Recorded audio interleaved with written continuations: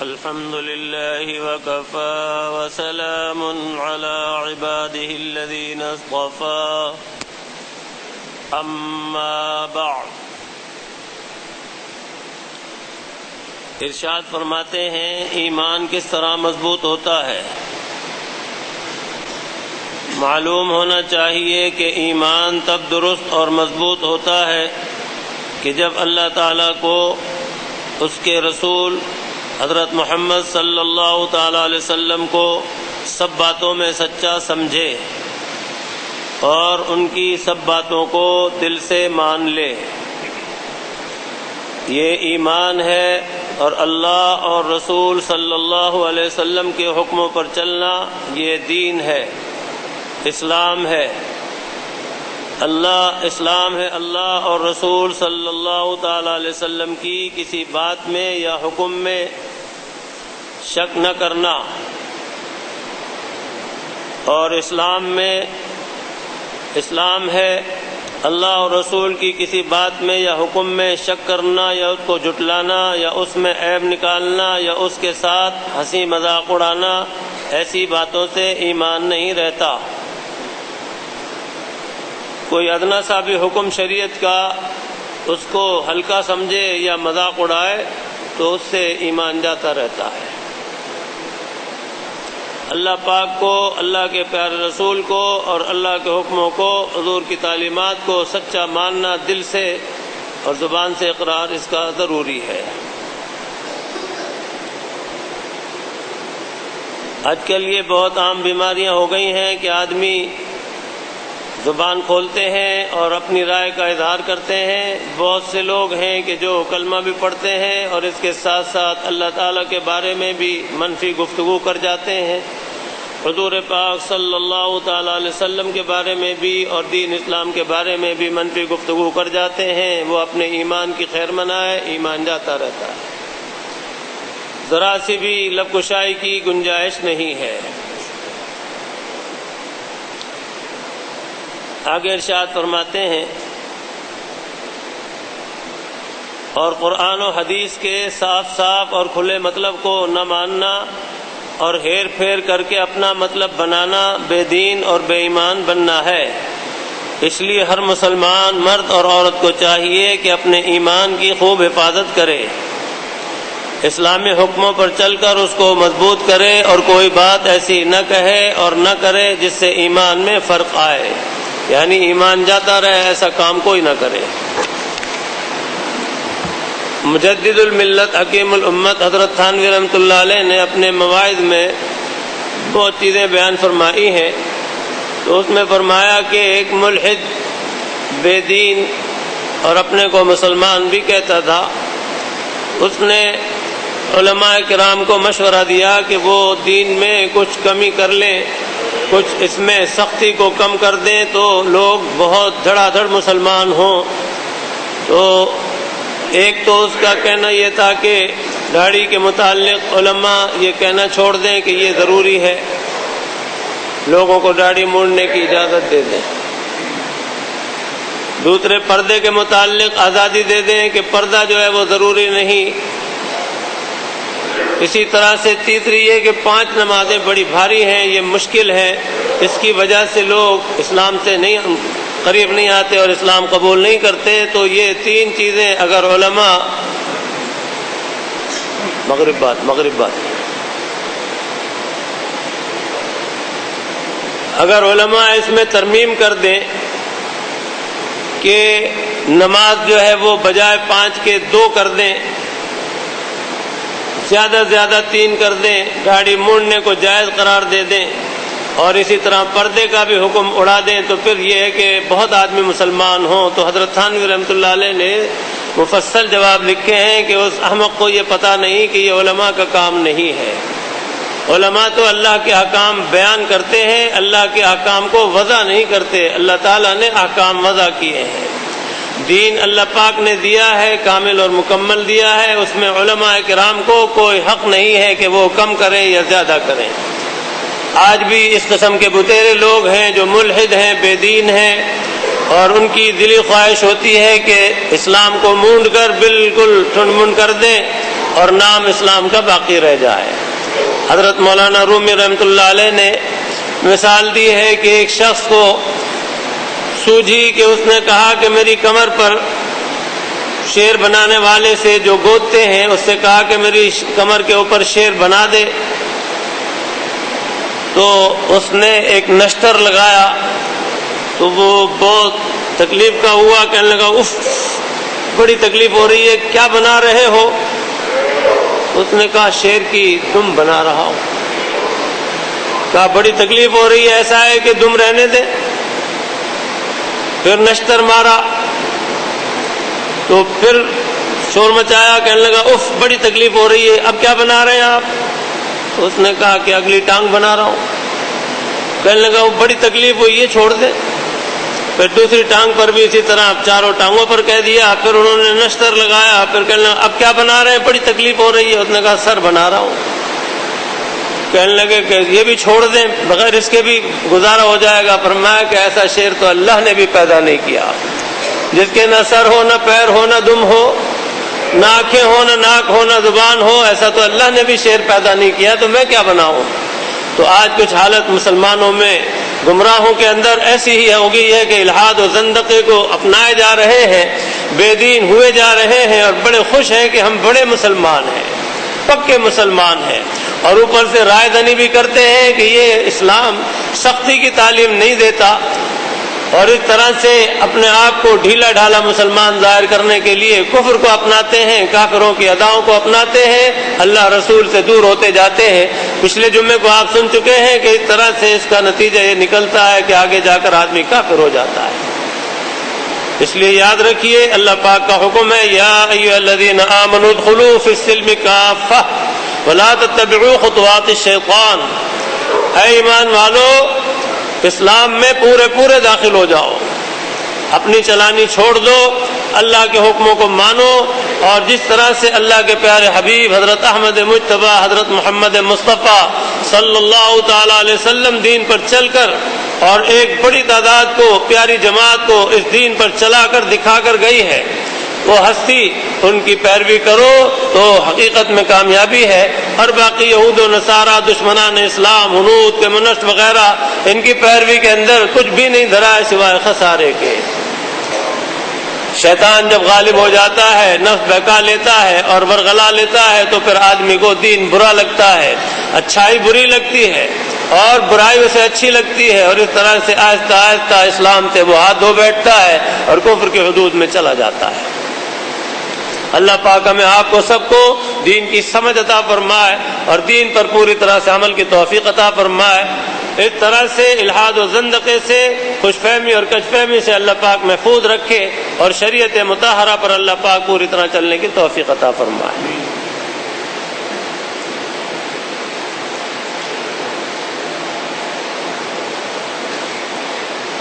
آگے ارشاد فرماتے ہیں ایمان نہ لانے کی سزا اور عذاب۔ ارشاد فرمایا اللہ تعالیٰ نے کہ بے شک جو لوگ ہماری آیتوں یعنی حکموں کے منکر ہوئے، یعنی ہمارے حکموں کو نہ مانا، تو ہم ان کو بہت جلد ایک سخت آگ میں یعنی دوزخ کی آگ میں داخل کریں گے، اور اس میں ان کی برابر یہ حالت رہے گی۔ جب ایک دفعہ ان کی کھال جل چکے گی تو ہم اس پہلی کھال کی جگہ دوسری تازی کھال پیدا کر دیں گے، تاکہ وہ ہمیشہ عذاب ہی بھگتتے رہیں۔ یہ سورہ نساء کی آیت ہے۔ اور ارشاد فرمایا اللہ تعالیٰ نے انہ من یات ربہ مجرما فإن له جہنم لا يموت فیہا ولا یحیا۔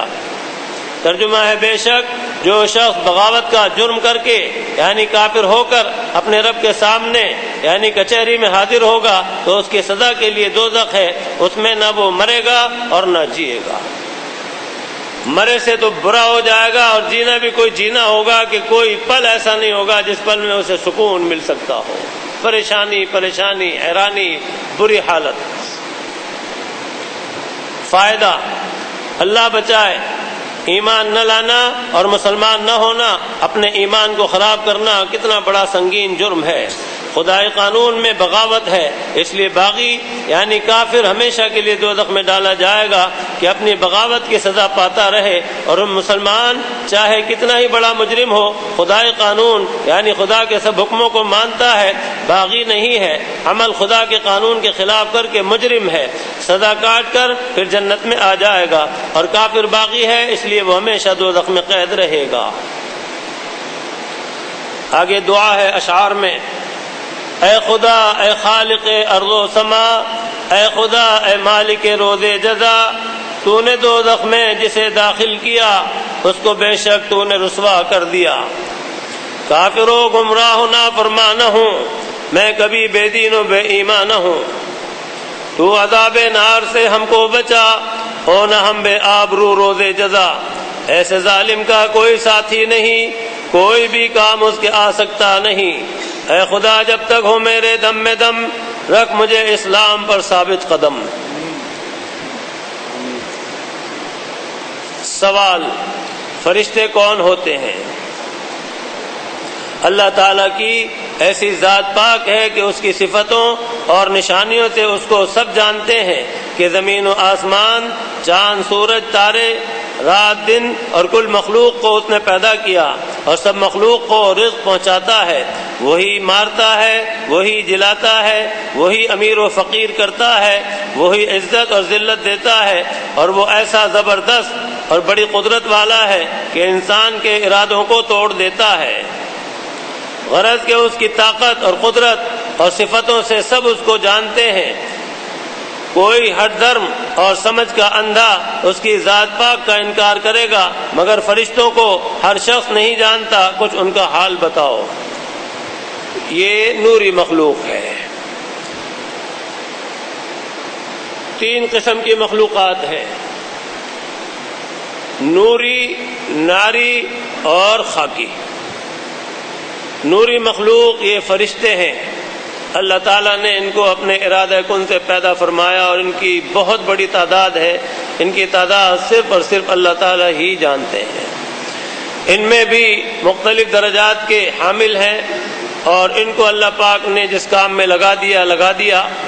ان میں بڑے بڑے فرشتے جو ہیں وہ 4 ہیں، حضرت جبرائیل علیہ السلام یہ سب کے سردار ہیں، اور اس طرح سے حضرت اسرافیل علیہ السلام، حضرت میکائیل علیہ السلام اور حضرت اسرائیل علیہ السلام، یہ چاروں جو ہیں بڑے مشہور اور بہت بڑے درجے کے، بڑے مرتبے کے فرشتے ہیں۔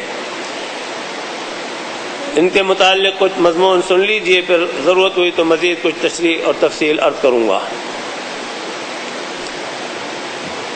جواب، اے بھائی عزیز، تم نے اس خدا وحدہ لا شریک لہ کو پہچانا، بے شک وہ سب مخلوق کا خالق اور مالک ہے۔ اس نے انسان کو مٹی سے اپنی عبادت اور اطاعت کے لیے پیدا کیا، اور کیا پیدا کیا؟ فرشتوں کو اس نے نور سے پیدا کر کے ان کو ہماری نظروں سے چھپا دیا ہے۔ ہمیں آپ کو فرشتے ابھی نظر نہیں آتے، مرنے کے وقت سے نظر آنے لگیں گے، پھر تو نظر آتے ہی آتے رہیں گے۔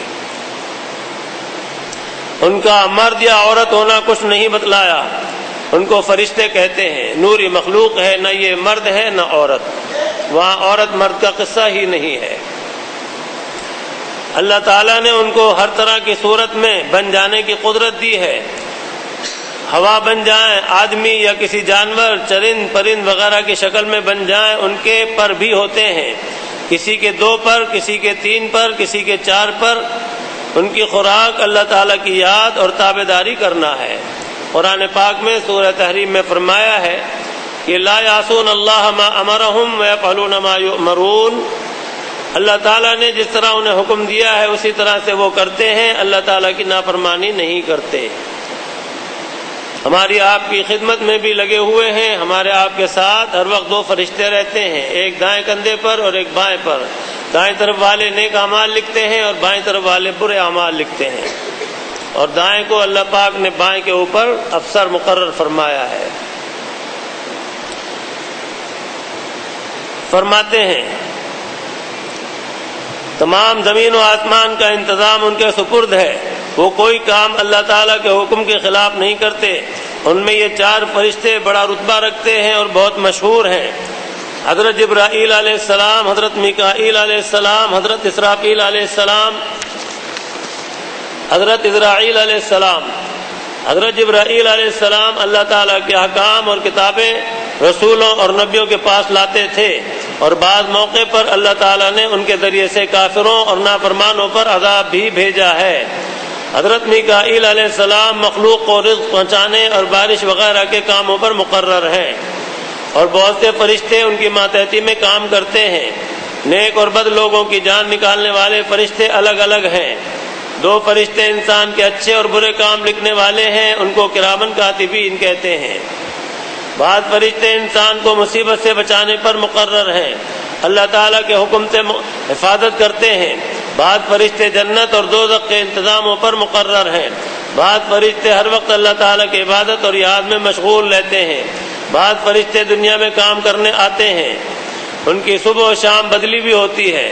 صبح کی نماز کے بعد رات کو کام کرنے والے فرشتے آسمان پر چلے جاتے ہیں اور دن میں کام کرنے والے آ جاتے ہیں، اور عصر کی نماز کے بعد یہ فرشتے چلے جاتے ہیں، رات میں کام کرنے والے آ جاتے ہیں۔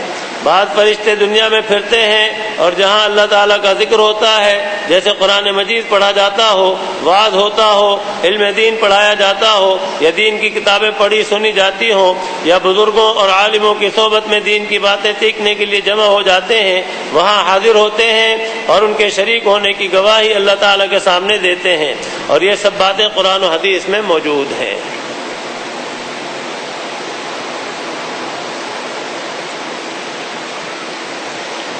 حدیث شریف میں ہے، جمعے کے دن فرشتے مسجد کے دروازوں پر آ کر بیٹھ جاتے ہیں، اور سب سے پہلے جو آدمی آتا ہے سب سے پہلے اس کا نام رجسٹر میں لکھ لیا جاتا ہے۔ اس طرح سے جتنے لوگ آتے جاتے ہیں ترتیب وار ان کی حاضری لگتی رہتی ہے، اور جب امام خطبے کے لیے منبر پر بیٹھ جاتے ہیں تو فرشتے اپنا رجسٹر بند کر لیتے ہیں، اس کے بعد کے آئے ہوئے لوگوں کی حاضری نہیں لگتی،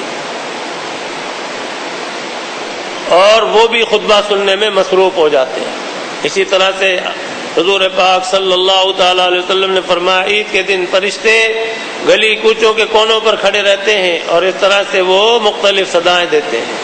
بہرحال اللہ پاک نے فرشتوں کو اس طرح سے مختلف کاموں میں لگایا۔ آپ یہ سمجھ لیجئے کہ مخلوق 3 قسم کی ہیں، نوری یہ فرشتے ہیں، اور ناری جنات ہیں، اور خاکی آپ اور ہم اور بہت مخلوقات جتنی بھی زمین سے پیدا ہوتی ہیں ساری خاکی ہیں۔ اللہ پاک نے حضرت آدم علی نبینا وعلیہ الصلاۃ والسلام کو بہت ہی خاص طریقے سے اور بہت ہی اپنی خاص مہربانی سے پیدا فرمایا، اپنے دست خاص سے، دست قدرت، دست خاص سے پیدا فرمایا، اور پھر آپ سے اللہ پاک نے آپ کی اولاد کو پیدا فرمایا۔ اس طرح سے آپ اور ہم بھی خاکی ہیں، اور یہ جتنی بھی چیزیں زمین سے پیدا ہوتی ہیں یہ سب خاکی کہلاتی ہیں۔ نوری مخلوق یہ نہایت لطیف ہے، اور ایسی لطیف ہے کہ اس کو اللہ پاک نے بہت اختیارات دیے ہیں۔ لمحے بھر میں یہ ادھر، لمحے بھر میں ادھر، اور اس سے کچھ کم درجے میں لطیف یہ جنات ہیں، ناری مخلوق ہیں۔ ان کو بھی اللہ پاک نے بہت اختیار دیے ہیں اور بہت تصرف کا حق ہے، وہ بہت کچھ بن جاتے ہیں۔ یہاں شاید ذکر نہ ہو اس کا، لیکن بہرحال آپ حضرات کے علم میں آ جائے تو ان کو بھی اللہ پاک نے اتنے اختیارات دیے ہیں کہ یہ لمحے بھر میں پوری دنیا کا چکر لگا لیتے ہیں۔ مختلف شکلوں میں یہ آتے ہیں۔ اپنی اصلی شکل ان کی ہمیں آپ کو اگر نظر آ جائے اور دل گردہ جو ہے وہ صحیح کام نہ کرتا ہو تو ہارٹ فیل کا خطرہ ہوتا ہے، ورنہ کم از کم یہ ہے کہ بخار تو چڑھ جاتا ہے۔ ان کی عمریں کافی لمبی ہوتی ہیں، پیر پیچھے کی طرف ہوتے ہیں، اور ایک ایک وقت میں کئی کئی بچے ہوتے ہیں، اور اس طرح سے اللہ تعالیٰ نے ان کو پیدا کیا۔ ان کے کھانے پینے کا انہی کی نسبت سے حساب و کتاب ہے۔ جناب رسالت مآب صلی اللہ تعالی علیہ وسلم نے فرمایا ہے کہ جو ایمان والے ہیں وہ تو کوئلے سے غذا حاصل کرتے ہیں، اس کو کھاتے ہیں، اور جو غیر مسلم ہیں وہ لید سے غذا حاصل کرتے ہیں اور کانچ ہڈی وغیرہ سے غذا حاصل کرتے ہیں۔ اور ویسے ہمارے آپ کی طرح سے یہ کھانے وغیرہ بھی، میوے جات وغیرہ بھی کھاتے پیتے ہیں۔ بہرحال ان کا بھی پوری طرح سے سلسلہ دنیا میں وسیع سے وسیع تر ہے، جس طرح ہمارا آپ کا بھی ہے۔ ہم آپ خاکی ہیں، ہمارے آپ کے اختیارات ایسے نہیں ہیں جیسے ان کے ہیں۔ ہم آپ ذریعہ اختیار کریں گے جبھی مسافت طے کریں گے۔ آج صبح مفصل اس کا ذکر تھا تو میں نے عرض کیا کہ ہم نے اپنے بڑے بڑے بزرگوں کو دیکھا، لیکن بزرگوں میں سب کو دیکھا کہ وہ جو کچھ بھی طریقہ کار ایک عام آدمی کے لیے ہے وہ بھی وہی طریقہ کار اختیار کرتے ہیں۔ تو جب مکہ مکرمہ اور مدینہ منورہ پہنچتے ہیں، ویزا لینا ہوگا، پاسپورٹ بنوانا ہوگا، ٹکٹ لینا ہوگا وغیرہ، پھر سفر کے لیے ایئرپورٹ جانا ہوگا، تو غرض کے اس طرح سے، اور ان کا یہ ہے کہ ان کو اللہ پاک نے اتنے اختیار دیے ہیں کہ یہ سوچیں کہ ہم فلاں جگہ چلے جائیں، وہاں چلے جاتے ہیں، اور شکلوں میں مختلف شکلوں میں آ جاتے ہیں۔ یہ بھورے کی شکل میں آ جائیں، چھپکلی کی شکل میں آ جائیں، کالے بلے کالے کتے کی شکل میں آ جائیں، سانپ کی شکل میں آ جائیں، بہرحال ان کو پورا اس طرح سے اختیار ہے تصرف کا کہ یہ جس صورت میں، حتیٰ کہ ہماری آپ کی صورت میں بھی آ جائیں۔ ہمارے اکابرین دیوبند میں حضرت بہت بڑے بزرگ گزرے ہمارے، حضرت مولانا میاں اصغر حسین صاحب رحمۃ اللہ علیہ، یہ استاد تھے، ان کے شاگرد بہت بڑی تعداد میں تھے جنات، جن کو الگ بالکل پڑھایا کرتے تھے۔ ایک مرتبہ ایک شاگرد کو کچھ خیال آیا کہ حضرت مولانا کمرہ بند کر کے کس کو پڑھاتے ہیں، ہم لوگ تو دورہ پڑھتے ہیں تو یہاں سب کے سامنے بیٹھتے دارالحدیث میں، حضرت مولانا کمرہ بند کر کے پڑھاتے ہیں۔ تو ایک دن جھری میں سے جو جھانک کے دیکھا تو اندر بہت طلبہ بیٹھے ہوئے تھے۔ حضرت مولانا سے پوچھا تو آپ نے فرمایا کہ آئندہ خیال کرنا، کبھی ایسی حرکت پھر نہ کرنا۔ تو بہرحال اس طرح سے ان میں بھی بڑے اچھے عالم بھی ہوتے ہیں، حافظ بھی ہوتے ہیں، بڑے متقی پرہیزگار بھی ہوتے ہیں، اور حضور پاک صلی اللہ تعالی علیہ وسلم کے صحابہ بھی تھے بہت۔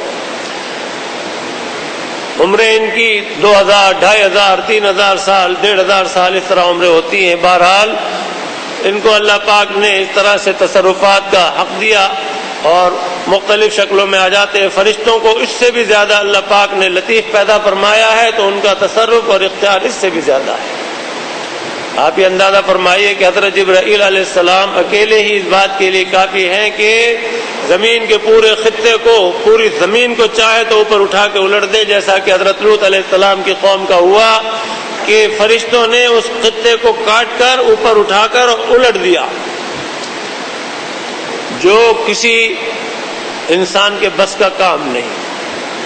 اللہ کا حکم ہوا کہ اس طرح سے ان کو الٹ دیا جائے، تو پہلے وہ خطہ جو ہے اوپر اٹھا لیا اور اس کے بعد اس کو الٹ دیا اس طرح سے کہ وہ نیچے دبے، اوپر سے وہ سارا خطہ جو آیا اور زمین میں پھر اس کو کافی دھسا دیا، کئی سو فٹ جو ہے وہ سطح زمین سے نیچے ہوا۔ تو بہرحال اللہ پاک نے انہیں اتنی قدرت اور اتنے اختیار دیے ہیں، وہ نہایت ہی لطیف مخلوق ہیں۔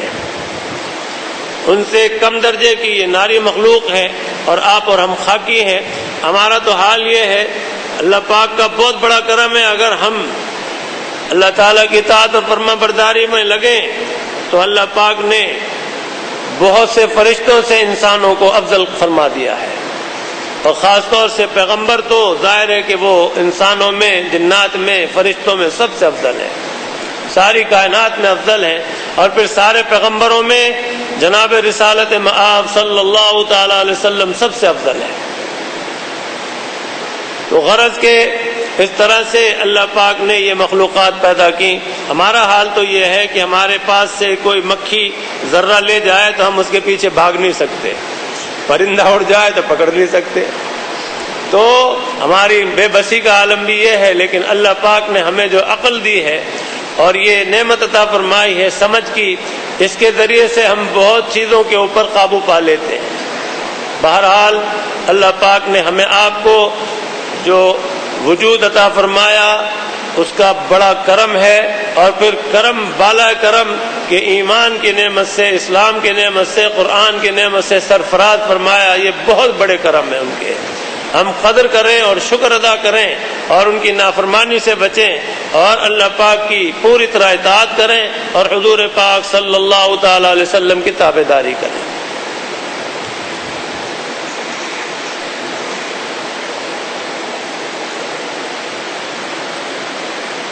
حضرت جبرائیل علیہ السلام جب حضور پاک صلی اللہ تعالی علیہ وسلم کو معراج کے لیے لے کر گئے تو سدرۃ المنتہا پر پہنچ کر آپ نے فرمایا کہ اب میں تو آگے نہیں جا سکتا ہوں، میرے پر جل جائیں گے، آپ تشریف لے جائیں۔ تو پھر آپ بنفس نفیس عرش اعظم پر تشریف لے گئے اور اللہ پاک سے ہم کلامی ہوئی۔ تو ایک حد تک ہی حضرت جبرائیل علیہ السلام بھی جا سکتے تھے اور اللہ پاک نے حضور پاک صلی اللہ تعالی علیہ وسلم کو اس سے بھی آگے بالکل عرش پر بلا لیا۔ یہ خود جو ہے آپ کے افضل ہونے کی دلیل ہے۔ اور اسی طرح امام الانبیاء بھی اللہ پاک نے آپ کو بنایا، تو ہم بڑے خوش نصیب ہیں کہ اللہ پاک نے ایسی پیاری ہستی کا امتی بنایا ہے۔ ہم پر بہت حق واجب ہے ہمارے آقا کے، حضور پاک صلی اللہ تعالی علیہ وسلم کے، جن کی طرف ہمیں التفات نہیں ہوتا۔ میں پوری کوشش کرتا رہتا ہوں کہ توجہ دلاؤں، آپ کا ایک حق نہیں ہے، آپ کے بہت حقوق ہیں اور آپ محسن انسانیت ہیں۔ ہم پر آپ کے احسانات ہی احسانات ہیں، اس کے لیے ہمیں آپ کو حق ادا کرنے کی ایک ہی صورت ہے کہ آپ کی اتباع میں لگے رہیں، آپ کی سنتوں کو زندہ کریں، آپ کے نقش قدم پر چلیں اور آپ کو خوش کریں، اس لیے کہ آپ نے ارشاد فرمایا ہے کہ مجھے امتیوں کے حال باقاعدہ دکھائے جاتے ہیں، امتی دکھائے جاتے ہیں، ان کے حال دکھائے جاتے ہیں، نام بتائے جاتے ہیں، ولدیت بتائی جاتی ہے۔ تو جب آپ اچھے حال دیکھتے ہیں، اپنے امتیوں کو اچھی حالت میں دیکھتے ہیں تو آپ کو خوشی ہوتی ہے، اور اگر امتی کا حال برا ہو اور اس کا کام برا ہو تو آپ کو رنج ہوتا ہے۔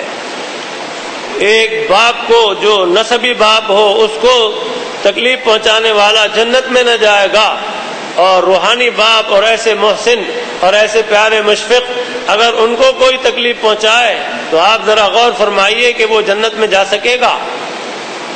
ہرگز نہیں۔ بڑی نازک بات ہے اور یاد رکھنے کے قابل ہے کہ ہم کوئی ایسا کام نہ کریں کہ جس کی وجہ سے ہمارے آقا کی دل آزاری ہو۔ اس پر ایک واقعہ سناؤں آپ کو، کافی وقت کے بعد یاد آیا۔ ہندوستان میں ایک شاعر تھے بہت مشہور، حضور اکرم صلی اللہ تعالی علیہ وسلم کی شان میں انہوں نے نعت کا ہی کلام کہا، اور کلام بڑا اونچا تھا، کلام عام ہو گیا، ایران تک بھی پہنچا۔ تو وہاں ایک شخص نے جب کلام پڑھا تو بڑا خوش ہوا، بہت ہی اس کے دل میں شاعر کی عظمت پیدا ہوئی کہ کتنا اونچا کلام کہا ہے، کتنا بزرگ آدمی ہوگا، کتنا اللہ والا ہوگا جس نے حضور پاک صلی اللہ تعالی علیہ وسلم کی کیسی تعریف کی ہے۔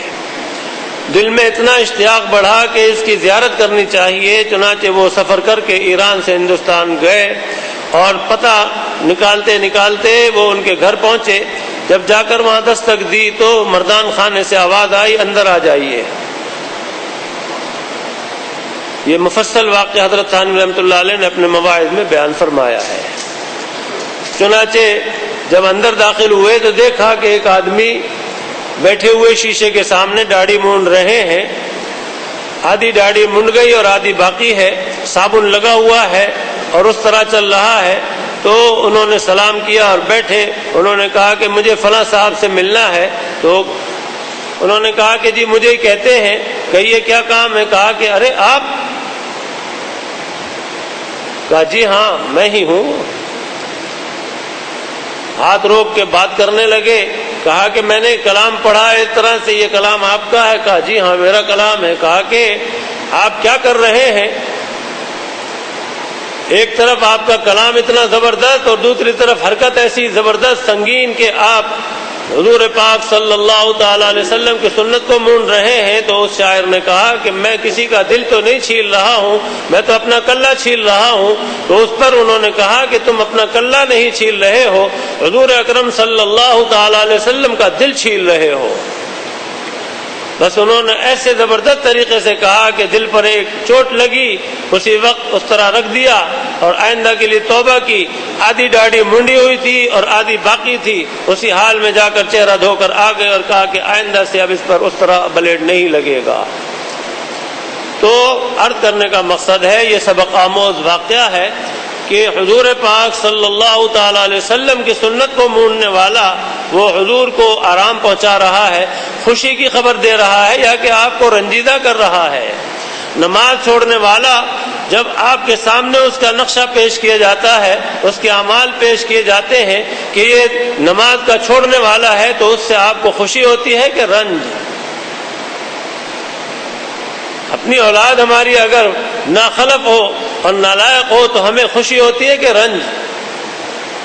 تو ہم حضور پاک صلی اللہ تعالی علیہ وسلم کی روحانی اولاد ہیں، اور روحانی باپ بھی ہمارے ایسے کہ ان جیسا کوئی باپ نہیں، اور ان کی مہربانیاں اور شفقتیں اتنی کہ ان کا ہمارے پاس کوئی جواب نہیں، اور ان کی حق کی ادائیگی کی ہمارے پاس کوئی صورت نہیں سوائے اس کے کہ آپ کی اتباع کے اندر لگ جائیں اور عاشقانہ طور پر آپ کی ایک ایک ادا اور ایک ایک انداز زندگی سے والہانہ محبت کر کے اسی میں اپنی زندگی بتا دیں۔ سمجھے کہ نہیں بات؟ تو اس لیے یاد رکھیں، نیک اعمال میں تو آپ کو خوشی ہوتی ہے کہ میرا امتی کتنا وہ اچھا ہے کہ نیک اعمال کر رہا ہے۔ میں ایک مثال عرض کرتا ہوں۔ بچے جب چھوٹے ہوتے ہیں، ہمارے گھر میں ماشاءاللہ آج کل یہ سلسلہ ہو رہا ہے کہ گھر میں جب مستورات نماز پڑھتی ہیں، ہم نماز پڑھتے ہیں، تو ہماری پوتیاں نواسی وغیرہ یہ ساری جو ہے یہ بھی دیکھا دیکھی جو ہے سجدے میں جاتی ہیں، اللہ اکبر وہ اپنی ٹوٹی پھوٹی زبان میں کہتی ہیں، کبھی سجدے میں، کبھی رکوع میں، کبھی کھڑے ہو کر ہاتھ باندھ لیے۔ تو اس طرح سے ہمیں کتنی خوشی ہوتی ہے کہ بچہ جو ہے وہ بھی سجدہ کر رہا ہے۔ ہماری پوتی جو حج میں گئی ہوئی تھی تو حرم شریف میں جاتی، وہاں پر وہ سجدے میں جاتی تو دیکھنے والے بھی خوش ہوتے تھے کہ ماشاءاللہ ماشاءاللہ، چھوٹی سی عمر اور بچی جو ہے وہ سجدے میں جا رہی ہے۔ تو عرض کرنے کا مقصد ہے کہ ہم بچوں کو دیکھ کر کہ وہ نقل اتار رہے ہیں اچھے عمل کی، اس پر ہمیں کتنی خوشی ہوتی ہے۔ ہمارے آقا کو جو سچے اس میں حقیقت کے اندر نیک اعمال کرتے ہیں دیکھ کر خوشی نہ ہوگی؟ آپ بہت مسرور ہوتے ہیں اپنے امتیوں کے اچھے اعمال دیکھ کر اور امتیوں کی اچھی حالت دیکھ کر، اور اسی طرح اس کے مقابل امتی اگر گڑبڑ ہے، اس کے اعمال گڑبڑ ہیں، تو اس کو دیکھ کر آپ کو رنج ہوتا ہے۔ باپ کو تکلیف پہنچانے والا جنت میں نہ جائے اور حضور پاک صلی اللہ تعالی علیہ وسلم کو رنج پر رنج پہنچائے اور پھر وہ جنت میں جائے، بڑا خطرناک معاملہ ہے، مشکل ہے۔ جب تک کہ آقا کو راضی نہ کر لے گا اللہ پاک راضی نہیں ہوں گے، اور جب تک کہ آپ کی سنت پر عمل نہ کرے گا، آپ کی سنت کو زندہ نہ کرے گا، تو وہ جنت میں کیسے جائے گا؟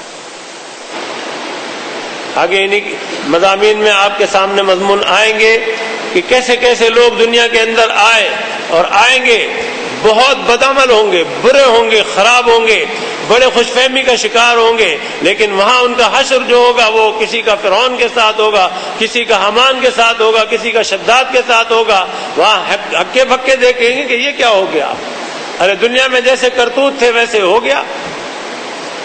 جس طرح سے اللہ کے کلام سے، اللہ کے نام سے اعراض کرنے والے کے لیے وہاں پر اندھا ہونا لکھا ہے، اللہ پاک نے مقدر کر دیا، من اعرض عن ذکری فإن له معیشة ضنکا ونحشرهم یوم القیامة اعمی۔ جو اللہ کے ذکر سے منہ موڑتا ہے، فرمایا کہ اس کے لیے ہم معیشت کو تنگ کر دیں گے اور اس کو قیامت میں اندھا اٹھائیں گے۔ وہ کہے گا لما حشرتنی اعمی وقد کنت بصیرا، آپ نے مجھے اندھا کیوں اٹھایا، میں تو آنکھوں والا تھا۔ اللہ پاک فرمائیں گے جیسے تو نے ہمیں بلایا، آج ہم نے تجھے بلا دیا، اندھا بنا دیا تجھے۔ تو بتیرے دھوکے کھانے والے دنیا میں رہتے ہوئے دھوکے کھاتے ہوں گے، گناہ پہ گناہ کرتے جا رہے ہوں گے اور برائیوں میں لگے ہوئے ہوں گے، اور پھر بھی خوش فہمی کا شکار ہوں گے کہ ہم بڑے نیک ہیں۔ تو اس لیے میرے دوستو، ہم اللہ پاک کو راضی کرنے کے لیے وہی کام کریں کہ جو اللہ اور اس کے رسول نے بتائے ہیں، اور اس کے لیے آپ اور ہم یہاں دنیا میں رہتے ہوئے دوست، دھاندلی، دھوکہ، فریب سب کچھ کر لیں گے، ایک سلطنت سے بھاگ کر دوسری سلطنت میں چلے جائیں گے اور اس طرح سے چھپ جائیں گے وغیرہ، لیکن اللہ تعالیٰ سے کون چھپ سکے گا؟ اللہ تعالیٰ سے کون دھوس جما سکے گا؟ اللہ تعالیٰ کے سامنے دھوکہ دہی کون کر سکے گا؟ وہاں سب معاملہ صاف صاف ہے، انصاف کا معاملہ ہے اور عدل ہوگا، اور اس میں ذرہ بھر نہ ظلم ہوگا نہ زیادتی ہوگی، اور جو کچھ کیا ہوگا وہ سامنے آئے گا۔ اور جب سامنے آئے گا تو حالت یہ ہوگی کہ یوم تجد کل نفس ما عملت من خیر محضرا وما عملت من سوء تود لو ان بینها وبینه امدا بعیدا ویحذرکم اللہ نفسہ۔ جس دن نام اعمال تقسیم ہوں گے اور پتہ چل جائے گا کہ یہ نام اعمال اس کا ہے، تو کرتوت کرنے والا چاہے گا کہ اس کے نام اعمال میں اور اس میں اتنا فاصلہ ہو، زمین و آسمان جتنا، کہ کسی کو یہ پتہ نہ چلے کہ یہ نام اعمال اس کا ہے۔ فرماتے ہیں کہ اللہ تعالیٰ تمہیں ڈراتے ہیں اپنے نفس سے کہ ڈرو اور آئندہ کے لیے صحیح سے عمل کرو تاکہ تمہارا ریکارڈ صحیح ہو۔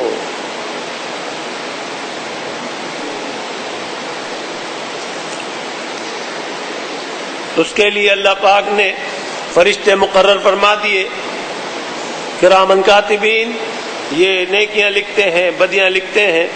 نیکی لکھنے میں تو جلدی کرتے ہیں، بدی لکھنے میں تاخیر کرتے ہیں کہ شاید یہ توبہ کر لے۔ اسی لیے اول تو حکم یہ ہے کہ گناہ نہ کرو، لیکن اگر گناہ ہو جائے تو پھر توبہ میں دیر نہ کرو، جلدی سے توبہ کرو، استغفار پڑھو، نماز توبہ پڑھو، ندامت کا اظہار کرو۔ کسی کا حق مارا دبایا ہے تو وہ جلدی سے ادا کرو، معاف کراؤ تاکہ معاملہ صاف ہو جائے۔ اور جو نیکی کرنے والے ہیں اس کے لیے فرمایا کہ نیکی کا ارادہ کر لے تو جلدی سے 1 لکھ لو، اور نیکی کر لے تو 10 لکھ لو۔ اور اس طرح سے ایک کو دائیں طرف والے کو مقرر کر دیا ہے بائیں والے پر، وہ مشورہ کرتے ہیں کہ لکھوں کہ نہیں، فرماتے ہیں ذرا ٹھہر جاؤ۔ جب دیکھتے ہیں کہ اب یہ توبہ کا ارادہ نہیں رکھتا ہے تو فرماتے ہیں کہ اب لکھ لو، اور پھر بھی اللہ پاک توفیق دے دیتے ہیں، توبہ کر لیتا ہے۔ وقت گزرنے کے بعد بھی تو اللہ پاک کریم کی شان دیکھیے، شان کرم کہ فرماتے ہیں کہ اس کو گناہ معاف کر دیے ہم نے، اس نے سچے دل سے ندامت کا اظہار کیا، اور اب تم رجسٹر سے بھی اس کو کاٹ دو۔ اور پھر اللہ پاک ایسا کاٹ دیتے ہیں کہ وہاں اس کا کوئی ثبوت بھی باقی نہیں رہتا۔ حضرت تھانوی رحمۃ اللہ علیہ نے اس پر بھی مفصل بیان فرمایا کہ فرشتے تک بھی جو ہے وہ بھول جاتے ہیں، اللہ پاک انہیں بھلا دیتے ہیں کہ اس نے کیا برائی کی تھی۔ اللہ پاک کو حقیقت میں اپنے بندوں کی عزت بہت محبوب ہے، عفت بہت محبوب ہے، اور پردہ داری اللہ تعالیٰ بہت فرماتے ہیں۔ کسی کا پردہ اٹھانا اللہ پاک کو پسند نہیں۔ اللہ پاک ستار ہے، اس لیے اللہ پاک ستاری سے معاملہ لیتے فرماتے ہیں، لیکن بندہ خود ہی اپنا پردہ پھاڑتا ہے تو فرماتے میں کیا کروں، اس نے خود ہی اپنا پردہ پھاڑ دیا۔ ایک مرتبہ حضرت موسیٰ کلیم اللہ علی نبینا علیہ الصلوۃ والسلام دعا فرما رہے تھے، قبول ہوتی نظر نہیں آ رہی تھی، تو اللہ پاک نے فرمایا کہ موسیٰ تمہارے درمیان میں ایک گندا آدمی ہے جس کی وجہ سے توبہ قبول نہیں ہوتی اور معاملہ بن نہیں رہا ہے۔ تو حضرت موسیٰ علیہ السلام نے فرمایا یا اللہ اس کا پتہ بتا دیجئے کہ کون ہے۔ فرمایا کہ اے موسیٰ ہم غیبت سے منع کریں اور ہم خود غیبت کریں، سارے مل کر توبہ کرو۔ جب سب نے مل کے توبہ کی تو وہ بھی اس میں شامل ہو گیا، اللہ پاک نے رحمت کا معاملہ فرما دیا۔ تو بہرحال عرض کرنے کا مقصد ہے کہ گناہ سے بچنا ضروری ہے، اور اگر ہو جائے تو توبہ ضروری ہے تاکہ جلدی سے پاک و صاف ہو۔ اور پھر پاک و صاف بھی کیسا کر دیتے ہیں کہ ایسا جیسے ماں کے پیٹ سے ابھی پیدا ہوا ہے۔ بہرحال ہم خاکی مخلوق ہیں، خاک سے پیدا ہوئے، خاک میں ہی جانا ہے۔ منہا خلقناکم وفیہا نعیدکم ومنہا نخرجکم تارۃ اخری۔ مٹی کو یاد رکھیے، اسی سے پیدا ہوئے، اور اس طرح سے اللہ پاک نے کرم فرما کر ہمیں گوشت پوست کا بنا دیا ہے، اور اس طرح پھر وقت آخر جو ہے پھر مٹی میں جانا ہے، ملنا ہے۔ یہ سارے خد و خال، یہ نقش نگار وغیرہ سب ختم ہونے ہیں، اور اس طرح سے جب تک اللہ پاک چاہیں گے برزخ کے عالم میں رہنا ہے۔ لیکن اس محدود زندگی میں جو کوئی بھی اپنے لیے جو کچھ بھی کر گیا وہاں وہ پائے گا۔ کوئی جنت کی کھڑکی کھلوائے گا اور مزے اٹھائے گا، اور کوئی وہاں کے لیے جہنم کی کھڑکی کھلوائے گا اور مصیبت پائے گا۔ جو اچھے کر گیا وہ مزے میں رہے گا، جو برے کر گیا وہ تکلیفوں میں رہے گا. تو اس لیے ابھی وقت ہے سنبھلنے کا، سنبھل جائے، بعد میں پھر سوچے سے کچھ نہیں بنتا.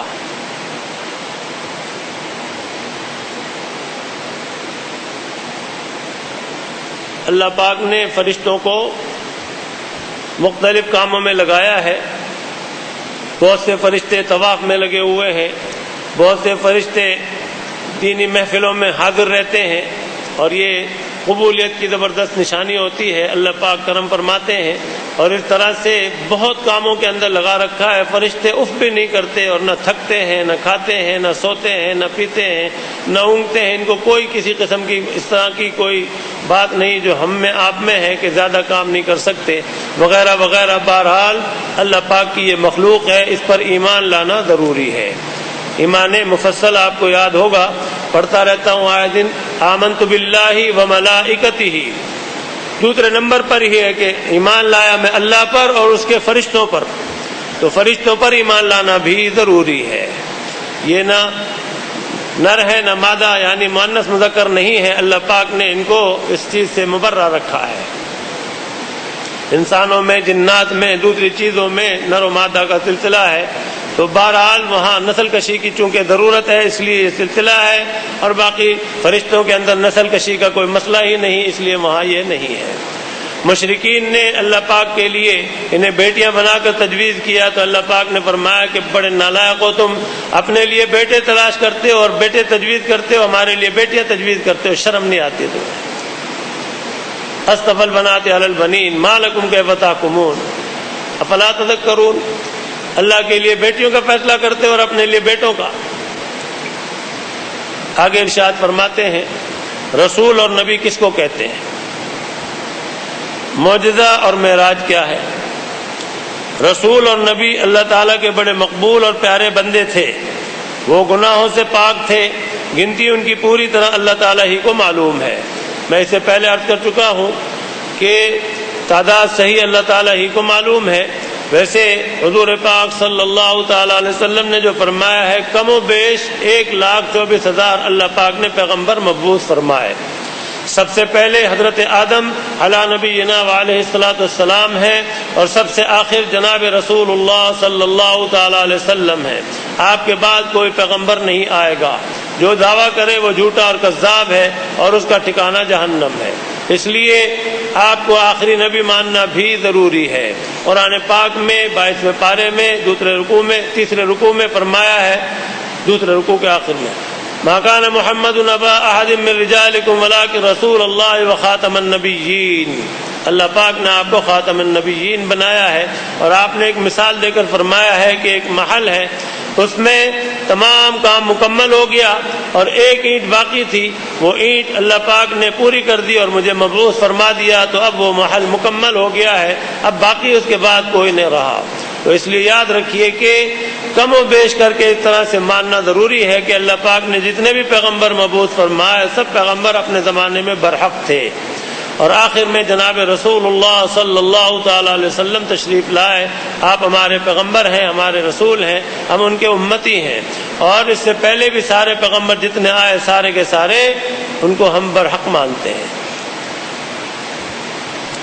وہ گناہوں سے پاک تھے، معصوم تھے. پیغمبر معصوم یعنی ان سے کوئی گناہ سرزد نہیں ہوتا، نہیں ہوا. ان میں صلاحیتیں، جسمانی قوتیں، طاقتیں سب موجود تھیں. ایک ایک پیغمبر میں 100 پہلوانوں کی طاقت موجود تھی، لیکن گناہ کا کوئی مسئلہ ان کے ساتھ نہیں ہوا. اللہ تعالیٰ کی خاص مہربانی تھی کہ ان کو اللہ پاک نے اتنا پاک و صاف پیدا فرمایا کہ ان کو وسوسہ بھی نہیں آتا تھا. حضرت یوسف علی نبینا علیہ الصلوۃ والسلام کی مثال موجود ہے کہ آپ کو آزمائش پیش آئی اور زلیخا نے تنہائی کا موقع کیا، دروازہ بند کیا، سب کچھ کیا، دعوت گناہ دی، لیکن آپ نے انکار فرمایا اور اس طرح سے آپ دوڑے. اللہ پاک نے دروازہ کھول دیا، تالا کھول دیا اور دروازہ کھول دیا. پیچھے پیچھے بھاگی اور اس نے آپ کا کرتا پکڑا، آپ کا کرتا پھٹ گیا. اور اس طرح سے اللہ پاک نے ایک چھوٹے سے بچے سے گواہی دلوائی کہ اس کا آپ کا کرتا دیکھو، آگے سے پھٹا کہ پیچھے سے پھٹا. 12ویں پارے میں سورہ یوسف میں مضمون مفصل مذکور ہے. جب کرتا دیکھا عزیز مصر نے تو پیچھے سے پھٹا ہوا تھا، تو زلیخا کو ملامت کی. اس نے کہا کہ میں کیا بتاؤں کہ میں دیکھ کر بس مبہوت ہو جاتی تھی. اور اس کے پر سلسلے میں عورتوں نے جو الزام لگایا اور تانے دیے کہ تیرا دماغ خراب ہو گیا تھا وغیرہ وغیرہ جو بھی کچھ کہا، تو اس نے پھر اہتمام کیا ایک دعوت کا، اور چھریاں ہاتھ میں دی اور فروٹ سامنے رکھے، اور اس طرح سے جب چھریاں لے کر وہ کاٹنے لگیں تو حضرت یوسف علیہ السلام کو پردے کے پیچھے سے سامنے کرایا کہ آ جائیں. اب جو انہوں نے دیکھا تو بجائے فروٹ کے انگلیاں کاٹ لی. اللہ پاک نے اتنا حسن دیا، اتنی صلاحیت دی، قوت دی، سب کچھ، لیکن اللہ پاک نے آپ کو بچایا. تو عرض کرنے کا مقصد ہے کہ صلاحیتیں تھیں ساری، لیکن اللہ پاک نے پاک صاف رکھا، معصوم رکھا، وسوسہ تک بھی نہ آیا. اگر کسی میں صلاحیت نہ ہو اور پھر وہ کوئی کام نہ کرے تو وہ اس کا کمال نہیں ہے. کمال تو جب ہے جب کہ وہ صلاحیت موجود ہو اور پھر وہ برا کام نہ کرے. مثلا ایک آدمی آنکھیں موجود ہیں اور پھر وہ ناجائز چیز کو نہیں دیکھتا تو یہ تو کمال ہے، لیکن ایک کی آنکھیں ہی نہیں اور پھر وہ نہیں دیکھتا تو اس کا کیا کمال ہوا؟ ایک آدمی گناہ کے لیے چل ہی نہیں سکتا تو اس کا کیا کمال ہوا؟ جو چل سکتا ہے پھر اس نے گناہ نہیں کیا تو یہ کمال ہے. تو بہرحال عرض کرنے کا مقصد ہے ذہن کے اندر یہ بات پیدا نہ ہو کہ ان حضرات میں صلاحیت نہ تھی. صلاحیت اللہ پاک نے جسمانی ساری رکھی تھی، قوتیں اور لوگوں کے مقابلے میں بہت زیادہ تھی. حضرت سلیمان علی نبینا علیہ الصلوۃ والسلام کے لیے تو اللہ پاک کی طرف سے اجازت تھی بہت شادیوں کی، تو آپ کی دلی تمنا تھی کہ میری فوج جو ہے وہ تیار ہوگی، لیکن مشیت الہی اس کو کہتے ہیں کہ جو اللہ چاہے وہ ہو.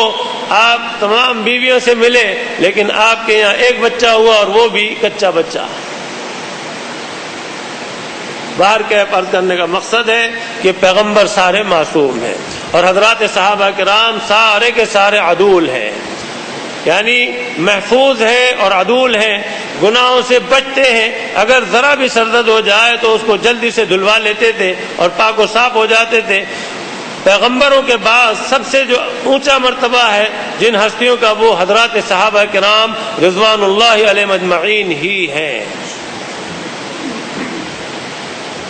اور آپ یہ اندازہ کیجئے کہ ان کو یہ مرتبہ اس لیے ملا کہ ایمان کی حالت میں جناب رسول اللہ صلی اللہ تعالی علیہ وسلم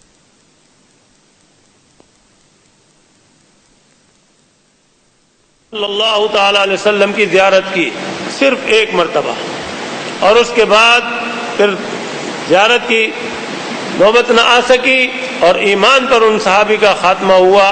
تو فرمایا کہ ان کو ایک پلڑے میں رکھیں اور صحابہ کے بعد تابعین، تبع تابعین، سارے جتنے بھی قیامت تک کے بزرگ ہیں، ائمہ وغیرہ جتنے بھی ہوں، سب غوث قطب ابدال وغیرہ سب، وہ سارے امتی جو ہیں وہ دوسرے پلڑے میں رکھیں. تو یہ صحابی جو ہے ان کا مرتبہ ان سب سے زیادہ ہے.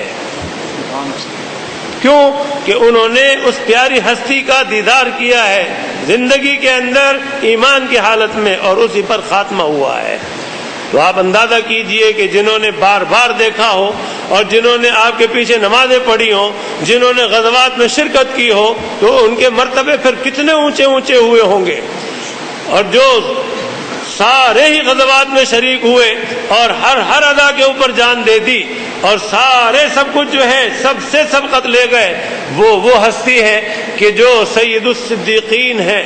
اور پیغمبروں کے بعد سب سے اونچا مرتبہ انہی پیاری ہستی کا ہے جن کا نام نامی اسم گرامی حضرت سیدنا ابو بکر صدیق رضی اللہ تعالی عنہ ہے. پیغمبروں کے علاوہ سب سے پہلے جنت میں جانے والے حضرت صدیق اکبر رضی اللہ تعالی عنہ ہی ہیں. یہ صحابہ میں سب سے اونچا مرتبہ رکھتے ہیں. حضرت سیدنا عمر فاروق رضی اللہ تعالی عنہ کوشش میں لگے رہے سبقت کے، لیکن سبقت نہ لے جا سکے. ایک موقع آیا، آپ نے یعنی آقا نے فرمایا کہ اللہ کی راہ میں مال دو، جہاد کا موقع ہے اور ضرورت بہت شدید ہے. تو سب گئے اپنے اپنے گھروں میں، کوئی کچھ لایا، کوئی کچھ لایا، کوئی کچھ لایا، جو بھی بساط تھی لے آئے. بعض حضرات ستو لے آئے ہاتھوں میں. تو حضرت عمر فاروق رضی اللہ تعالی عنہ نے کہا کہ آج میں ابو بکر سے جیت جاؤں گا۔ حضور پاک صلی اللہ تعالی علیہ وسلم نے پوچھا اے عمر کیا لائے ہو؟ کہا یا رسول اللہ آدھا آدھا سامان لایا ہوں، آدھا آدھا چھوڑ آیا ہوں۔ اور حضرت ابو بکر صدیق رضی اللہ تعالی عنہ سے پوچھا ابو بکر کیا لائے ہو؟ کہا یا رسول اللہ سبھی کچھ لے آیا، پیچھے اللہ اور اس کے رسول کو چھوڑ کر آیا ہوں۔ فرمایا کہ آج میں ابو بکر سے نہ جیت سکا، کبھی جیت نہ سکوں گا۔ کیا بات ہے کہ ہجرت کے موقع پر اللہ پاک نے ساتھ نصیب فرمایا، اور کیا خدمت کی ہے آقا کی، اور کس طرح سے جانثاری کا ثبوت پیش کیا۔ سارے غزوات میں شریک، قدم قدم پر آپ کے ساتھ، ہر لمحے آپ کے ساتھ، اور بہت ہی زیادہ جانثار اللہ پاک نے پھر مرتبہ بھی ایسے ہی عطا فرمائے۔ سارے صحابہ بہت عدول اور بہت محفوظ، بڑے اونچے درجے کے ہیں۔ یاد رکھیے کبھی ان کی شان میں کوئی بھی ایک حرف بھی گستاخی کا مت کہیے، ورنہ ایمان جاتا رہے گا۔ حضور اکرم صلی اللہ تعالی علیہ وسلم کا ارشاد آپ سنتے رہتے ہیں خطبے میں، دوسرے خطبے میں اللہ اللہ فی اصحابی، خبردار خبردار میرے صحابہ کے بارے میں، لا تتخذوہم غرضا من بعدی، میرے بعد ان کو نشانہ مت بنانا۔ لا تتخذوہم غرضا من بعدی فمن احبہم فبحبی احبہم، جو ان سے محبت کرے گا میری محبت کی وجہ سے ان سے محبت کرے گا، اور جو ان سے بغض رکھے گا میرے بغض کی وجہ سے ان سے بغض رکھے گا۔ یعنی ان کی محبت میری محبت، میری محبت ان کی محبت، میرا بغض ان کا بغض، ان کا بغض میرا بغض۔ اس لیے فرمایا کہ خبردار میرے صحابہ سے بغض نہ رکھنا، محبت رکھنا۔ یہ ستارے ہیں، دوسرے موقع پر فرمایا یہ ستارے ہیں، جس کسی کے ساتھ بھی ہو جاؤ گے راہ پالو گے۔ اور اللہ پاک نے کتنے بڑے اعزاز دیے، رضی اللہ عنہم ورضوا عنہ۔ بہرحال حضرات صحابہ کرام رضوان اللہ علیہ مجمعین کی جماعت یہ پیغمبروں کے بعد بہترین جماعت ہے، نہ ایسے لوگ پہلے ہوئے نہ بعد میں ہوں گے۔ رسول اللہ پاک نے پیدا فرمائے، اور اس طرح سے اپنے دین کو اللہ پاک نے عطا فرمایا۔ سب سے آخر میں جناب رسول اللہ صلی اللہ تعالی علیہ وسلم کو جو اسلام عطا فرمایا وہ کامل اور مکمل فرما دیا۔ ابتدا ہوئی اس کی اقرا بسم ربک الذی خلق سے، اور انتہا ہوئی اس کی الیوم اکملت لکم دینکم واتممت علیکم نعمتی ورضیت لکم الاسلام دینا۔ کامل اور مکمل کر دیا دین کو، اب اس کے بعد اس میں پیوند کی کوئی گنجائش نہیں، کوئی ضرورت نہیں۔ اللہ پاک نے کامل اور مکمل دین دیا، جو بھی اس پر عمل کرے گا وہ کامیاب ہوگا، جو اس سے دور بھاگے گا وہ ناکام رہے گا۔ رسول اور نبی کا تھوڑا سن لیجئے، کچھ تھوڑا سا اس میں فرق ہے۔ فرماتے رسول اور نبی اللہ تعالیٰ کے بڑے مقبول اور پیارے بندے ہیں، وہ گناہوں سے پاک تھے، گنتی ان کی پوری طرح اللہ تعالیٰ ہی کو معلوم ہے۔ رسول اور نبی میں اتنا فرق ہے کہ رسول کو نئی شریعت اور نیا قانون اور بڑی کتاب دی جاتی تھی، اور نبی کو صحیفے یعنی چھوٹی کتابیں دی جاتی تھیں، یا گزرے ہوئے رسول کی شریعت یعنی قانون ہی پر قائم رکھا جاتا تھا۔ بہت سے رسول اور نبی اللہ تعالیٰ نے بھیجے تاکہ وہ لوگوں کو دین اسلام کا صحیح راستہ بتلائیں۔ ان کی سچائی بتلانے کو اللہ تعالیٰ نے ان کے ہاتھوں سے ایسی نئی نئی اور مشکل باتیں ظاہر کرائیں جو اور لوگوں سے نہیں ہو سکتی تھیں۔ ایسی باتوں کو معجزہ کہتے ہیں۔ پیغمبروں کے ہاتھ پر جو کچھ بھی خلاف معمول اور خلاف عادت چیز ظاہر ہو اس کو معجزہ کہتے ہیں۔ ایمان والا ہے، پیغمبر نہیں، حضرات صحابہ کرام ہیں اور آپ کے بعد تابعین وغیرہ جتنے بھی، تو غیر پیغمبر کے ہاتھ پر اگر اس قسم کی چیز ظاہر ہو، ایمان والے ہیں تو وہ کرامت کہلاتی ہے، اور کافر ہے اس کے ہاتھ پر اگر اس قسم کی چیز ظاہر ہو تو اس کو ارہاس کہتے ہیں، استدراج بھی کہتے ہیں۔ اللہ پاک وہ دکھاتے ہیں، اصل میں فعل اللہ تعالیٰ کا ہوتا ہے، اپنے بندوں کے ہاتھ پر اس کو ظاہر فرماتے ہیں۔ معجزے میں اور کرامت میں محنت اور مشقت کو، مجاہدے کو، ریاضت کو کوئی دخل نہیں ہے، اور ارہاس اور استدراج جو ہے اس میں مجاہدے کو، محنت کو، مشقت کو اور ریاضت کو دخل ہے۔ جوگی ہیں غیر مسلم، وہ بہت سے ایسے کام دکھاتے ہیں کہ جو عام آدمی نہیں کر سکتا، وہ بڑی بڑی ریاضتیں کرتے ہیں، اس کے بعد جا کے وہ دکھاتے ہیں، تو بہرحال وہ بھی در حقیقت فعل اللہ تعالیٰ ہی کا ہے۔ کرامت یہ بھی اور معجزہ وہ بھی اور ارہاس استدراج یہ بھی سب اللہ تعالیٰ ہی کے فعل ہیں جو اپنے بندوں کے ہاتھ پر ظاہر فرماتے ہیں۔ ایک بزرگ کا واقعہ ہے، بغداد سے یہاں پاکستان کے علاقے لاہور وغیرہ کی طرف آ رہے تھے، تو اس وقت پاکستان نہیں تھا، صدیوں پہلے کی بات ہے، تو رحیم یار خان کے آس پاس وہ ٹھہرے ہوئے تھے، تو جنگل میں ٹھہرے تو ایک جوگی وہاں رہتا تھا، اس نے دیکھا کہ کوئی درویش گزر رہے ہیں، ملاقات کی، دیکھا تو دل میں کچھ محبت پیدا ہوئی، اس جوگی نے انہیں ایک سونے کا پیالہ دیا اور کہا کہ یہ میری زندگی بھر کا نچوڑ ہے، اس کو ذرا سنبھال کر رکھنا۔ چنانچہ قریبی پانی تھا، انہوں نے اٹھا کے وہ پیالہ اس میں پھینک دیا، جوگی کو بڑا غصہ آیا، میں نے اتنا کہا تھا کہ میری زندگی بھر کا نچوڑ ہے اور آپ نے اٹھا کے اتنی ناقدری سے پھینک دیا۔ اور تھوڑی دیر کے بعد انہوں نے پانی سے فرمایا، اے پانی میرا پیالہ واپس دے دے۔ تو پانی کے اندر پیالے ہی پیالے ابھر گئے، سونے کے، چاندی کے، تانبے کے، پیتل کے، لوہے کے۔ فرمایا کہ مجھے کوئی پیالہ نہیں چاہیے، مجھے تو وہی پیالہ چاہیے جو میرا ہے۔ پانی کے قریب ہوئے اور وہ پانی ان کے قریب ہوا، انہوں نے پیالہ پکڑا، فرمایا لے پکڑ اپنا پیالہ، بھاگ۔ تو پاؤں پڑ گیا وہ اور معافی مانگنے لگا، کہنے لگا کہ آپ سچے ہیں۔ تو یہاں کوئی مجاہدہ نہیں، کوئی ریاضت نہیں، کوئی محنت نہیں، کوئی جادوگری نہیں، کوئی شعبدے بازی نہیں، کوئی نظر بندی نہیں، اللہ پاک کا کرم ہوا کہ ان کی لاج رکھی اللہ پاک نے، اور پھر وہ ان کے ہاتھ پر ایمان لے آیا اور آپ کے ساتھ شاگرد ہو کے چل دیا۔ حضور سرور کونین رسول مقبول صلی اللہ تعالی علیہ وسلم کے بے شمار معجزات ہیں، بے شمار، اور وہ معجزات بہت مشہور بھی ہیں اور ایسے بھی ہیں جو آپ کو ہمیں بہت سوں کا علم نہیں، لیکن بہرحال وہ سارے معجزات ہیں آپ کے، اور آپ چونکہ حیات ہیں اس بنا پر آپ کے معجزات کا سلسلہ دنیا سے پردہ فرمانے کے بعد بھی جاری ہے۔ ماننے والے کے لیے تو بہت کچھ ہے اور انکاری کے لیے کچھ بھی نہیں۔ بہرحال حضور پاک صلی اللہ تعالی علیہ وسلم کے دست مبارک پر معجزات ظاہر ہوئے، حضرت خلیل اللہ کے ہاتھ پر ظاہر ہوئے۔ اس طرح سے اللہ پاک نے جب چاہا جس پیغمبر کے ہاتھ پر معجزات ظاہر ہوئے، حضرت موسیٰ کلیم اللہ علی نبینا علیہ الصلوۃ والسلام کا قرآن پاک میں سب سے زیادہ ذکر ہے، آپ کے معجزات کا بھی ذکر ہے۔ اللہ پاک نے 9 معجزات عطا فرمایا آپ کو۔ من جملہ ان کے ایک معجزہ آپ کا یہ تھا کہ آپ اپنا دست مبارک گریبان کے اندر ڈال کر نکالتے تھے تو ہاتھ نورانی ہو جاتا تھا۔ اور سب سے زیادہ مشہور جو آپ کا معجزہ ہے وہ عصا موسیٰ ہے کہ ڈنڈے کو زمین پر ڈالتے تھے تو سانپ بن جاتا تھا، ہاتھ میں لیتے تھے تو ڈنڈا بن جاتا تھا۔ اس طرح سے پانی کو جمانے اور ایک پتھر سے 12 چشمے جاری کرنے میں بھی اللہ تعالیٰ ہی کا حکم تھا، انہی کا فضل تھا۔ آپ کو حکم ہوا کہ ڈنڈا ماریے، پانی جم گیا، 12 راستے بن گئے، اور اس طرح سے کہ ادھر کے دیکھ لیں تو ادھر تک دیکھتے چلے جائیں، ادھر دیکھ لیں تو ادھر تک دیکھتے چلے جائیں۔ یہ کوئی محنت نہیں تھی، مشقت نہیں تھی، پہلے سے وہاں کوئی پاؤڈر نہیں چھڑکا تھا، باقاعدہ کوئی مشینیں لگا کے راستے نہیں بنائے تھے، برف نہیں جمائی تھی۔ ایک کیا ہوا؟ اللہ پاک کا ارادہ کن ہوا اور یہ سب کچھ لمحات کے اندر ہو گیا۔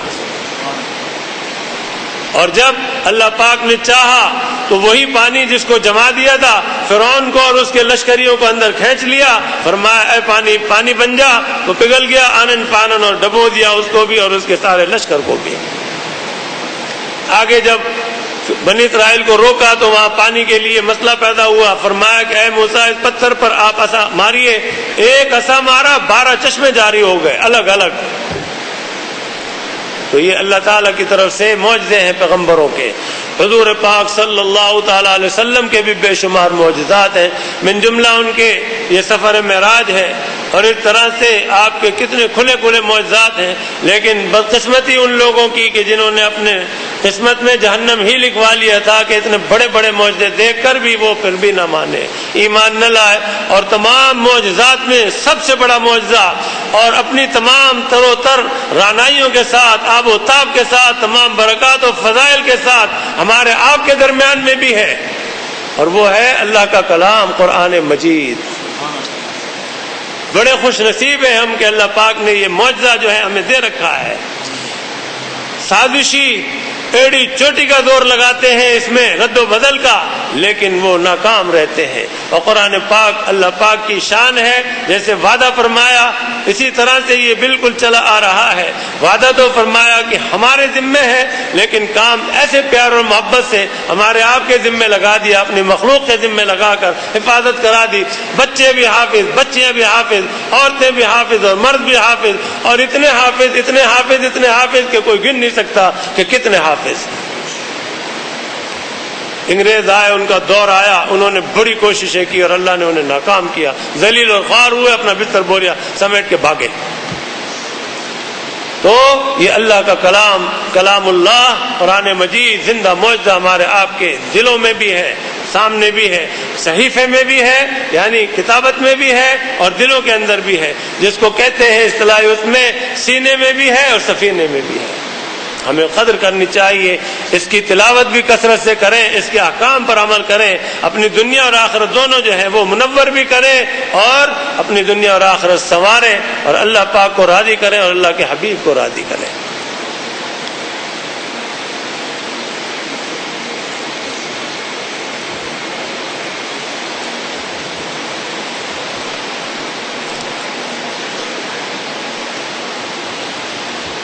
فرماتے ہیں کہ سب سے پہلے نبی حضرت آدم علی نبینا علیہ الصلوۃ والسلام تھے، اور سب کے بعد ہمارے نبی خاتم الانبیاء حضرت محمد مصطفیٰ صلی اللہ تعالی علیہ وسلم ہوئے۔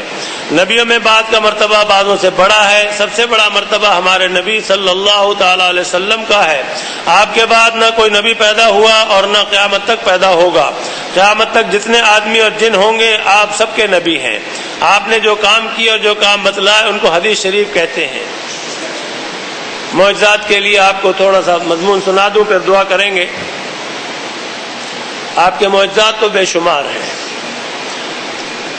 آپ نے کنکریوں کو ہاتھ میں لیا اور کنکریوں نے آپ سے کلام کیا اور گواہی دی آپ کی رسالت کی۔ ہمارے حضرت شیخ حضرت والا جناب ڈاکٹر حفیظ اللہ صاحب رحمۃ اللہ علیہ معجزات کا مضمون سناتے تھے، تو اس میں ایک واقعہ سناتے تھے من جملہ اور واقعات کے۔ ایک مرتبہ آپ کہیں سے تشریف لے جا رہے تھے، ایک یہودی تھا، اس نے ایک ہرنی بڑی مشکل سے پکڑی، شکاری تھا اور تھک بہت گیا تھا شکار کے چکر میں، مارا پھرتے پھرتے۔ اس نے اس کی ٹانگ باندھ کر کھوٹی گاڑ کر اس میں اس کو باندھ لیا کہ پہلے آرام کر لوں، سو لوں، اس کے بعد اٹھوں گا پھر لے کے جاؤں گا۔ آپ کا ادھر سے گزر ہوا، ہرنی نے آپ سے سلام کیا، سلام کر کے درخواست کی کہ یا رسول اللہ، میرے بچے کوہ دامن میں بھوکے ہیں، بہت بل بلا رہے ہیں، اور میرا دودھ چڑھ چڑھ کے آ رہا ہے، آپ کی بڑی مہربانی ہوگی اگر آپ کھول دیں، میں دودھ پلا کے آ جاؤں۔ آپ نے فرمایا تو وعدہ کرتی ہے کہ واپس آئے گی؟ اس نے وعدہ کیا۔ آپ نے فرمایا کہ پکا وعدہ کر تو میں تجھے کھول دوں۔ اس نے وعدہ کیا، آپ نے رسی کھول دی اور وہ چلی گئی۔ چنانچہ وہ جب گئی تھوڑی دیر میں یہودی کی آنکھ کھلی، دیکھا تو رسی خالی اور آپ پاس بیٹھے ہوئے ہیں، آپ کو جانتا ہی تھا، دیکھ کے اس کے بڑی آگ لگی، بہت زبردست برہم ہوا، کہا میری ہرنی کہاں گئی؟ آپ نے فرمایا کہ میں نے اس کی ٹانگ کھول دی، اس کے بچے بھوک سے بلک رہے تھے اور اس نے مجھ سے وعدہ کیا ہے کہ وہ آئے گی۔ تو وہ بہت غصے ہو کر کہنے لگا کہ بھلا جانور بھی کہیں بات کرتا ہے، آپ کیسی باتیں کرتے ہیں؟ آپ نے فرمایا اس نے مجھ سے گفتگو کی ہے اور وعدہ کر کے گئی ہے۔ اس نے کہا اچھا دیکھ لیتے۔ چنانچہ انتظار کیا، تھوڑی دیر کے بعد ہرنی واپس آ گئی اور آپ نے اس کی ٹانگ باندھ دی، اور پھر اس نے کہا کہ اگر یہ ہرنی آپ سے گفتگو کرے اور یہ بتائے تو میں آپ پر ایمان لے آؤں گا۔ تو آپ نے اس ہرنی سے سوال فرمایا کہ اے ہرنی، تو یہ بتا میں کون ہوں؟ اس ہرنی نے کہا آپ اللہ کے سچے رسول ہیں، میں گواہی دیتی ہوں اس بات کی کہ آپ اللہ کے سچے رسول ہیں۔ اور اس کے بعد یہودی پر بڑا اثر ہوا، اس نے کہا کہ بے شک آپ اللہ کے سچے رسول ہیں، میں توبہ کرتا ہوں اور آپ مجھے مسلمان کر لیجئے۔ آپ نے اسے مسلمان کیا اور اس نے ہرنی کی ٹانگ کھولی اور کہا کہ جا۔ تو ہمارے حضرت فرمایا کرتے تھے کہ جب وہ جا رہی تھی، حدیث شریف میں بھی ہے، یہ سارا مضمون حدیث کا ہی سنایا ہمارے حضرت نے، کہ جا رہی تھی تو کہہ رہی تھی لا الہ الا اللہ محمد الرسول اللہ، لا الہ الا اللہ محمد الرسول اللہ پڑھتی جا رہی تھی۔ یہ آپ کا معجزہ ہے۔ ایک مرتبہ ایک شخص آیا بالکل اجنبی، اس نے کہا کہ آپ کے رسول ہونے کی کیا علامت ہے کہ آپ اللہ کے سچے رسول ہیں؟ میں تو جب مانوں گا یہ جو سامنے درخت ہے، اگر یہ درخت گواہی دے دے کہ آپ اللہ کے سچے رسول ہیں تو میں جب ایمان لاؤں گا۔ آپ نے فرمایا جا اس کے پاس اور جا کر اس کو میرا سلام کہہ اور اس سے کہہ کہ وہ میرے پاس آ جائے۔ یہ جو دوسری کتاب آپ کو سناتا ہوں تنبیہ الغافلین، اس میں یہ مضمون آپ کو کئی بار سنا چکا ہوں۔ تو اس شخص نے جا کر حضور اکرم صلی اللہ تعالی علیہ وسلم کا سلام کہا۔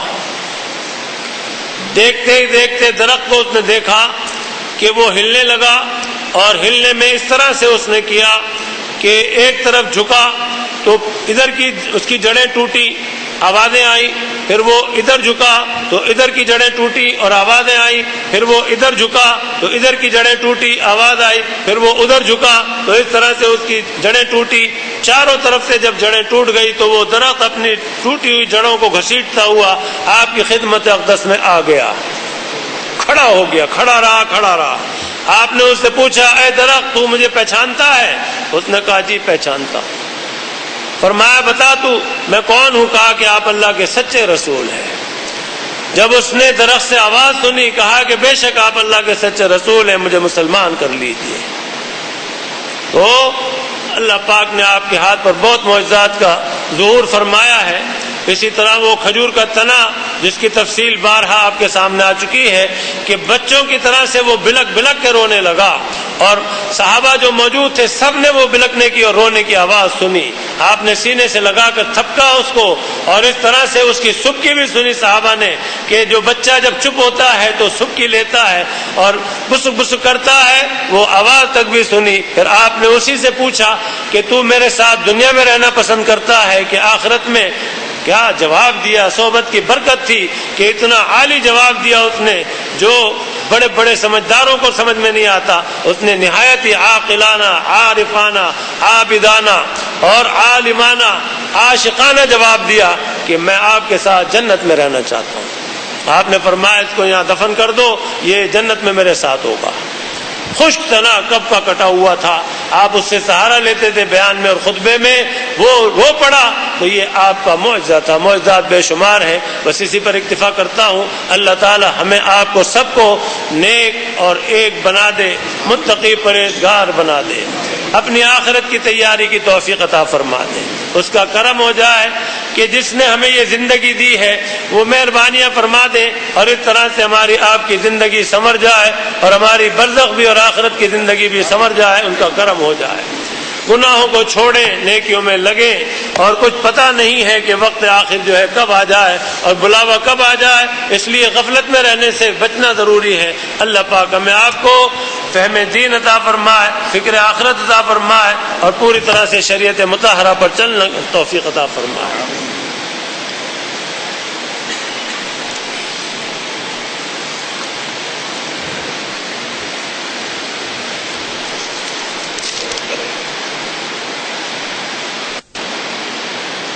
دعا کے لیے درخواست کی ہے، یہ پرچہ ہے بیماروں کے لیے، اللہ پاک صحت عطا فرمائے اور مہربانی فرمائے۔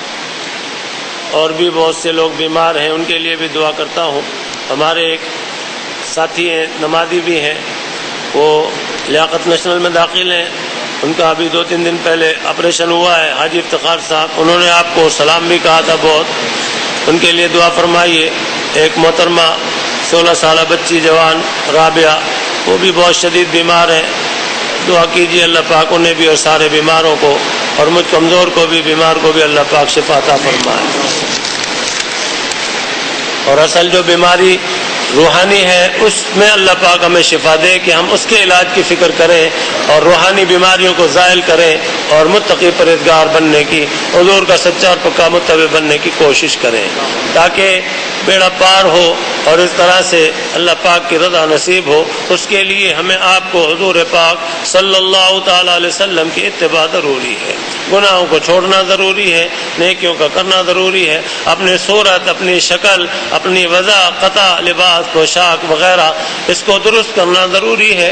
वरना याद रखिए कि कुरान और हदीस सारी मौजूद है, इसके अंदर तमाम तफासील मौजूद हैं कि कल को फिर धोखा खाने वाले धोखा खा के पछताएंगे तो फिर उनको कोई फ़ायदा न होगा। इसलिए आज होशियार होने की ज़रूरत है, बेदार होने की ज़रूरत है और होशियार होकर, बेदार होकर वो काम करें कि जिसकी वजह से अल्लाह पाक राज़ी हो और अपनी रज़ा का मकाम अता फरमाए। अल्लाह पाक हमें सबको, हुज़ूर की सारी उम्मत को नेक बना दे और मुत्तकी परहेज़गार बना दे। दुआ कर लीजिए, दरूद शरीफ पढ़ लीजिए और दुआ कर लीजिए। अल्लाहुम्मा सल्लि अला सय्यिदिना व मौलाना मुहम्मदिन व अला आलि सय्यिदिना व मौलाना मुहम्मदिन व बारिक व सल्लिम।